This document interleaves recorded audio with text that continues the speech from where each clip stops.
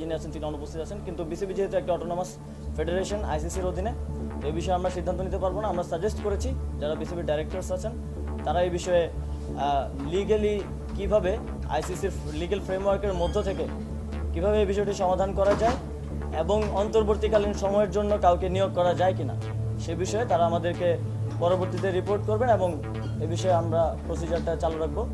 তো এই তিনটি সিদ্ধান্ত কিংবা প্রসেস যাই বলেন আজকে আমরা উপনীত হতে পেরেছি এবং সামনে আরও আজকে আমি সময় দিতে পারছি না, কারণ আমাদের আপনারা জানেন প্রধান বিচারপতির শপথ গ্রহণ অনুষ্ঠান আছে।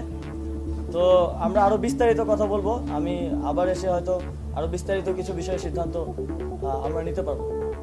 আসলে আজকে সময় স্বল্পতার কারণে এবং নারী টি-20 বিশ্বকাপের কারণে বিসিবির সাথে আমরা আলোচনা করার সময় বা সুযোগ পেয়েছি।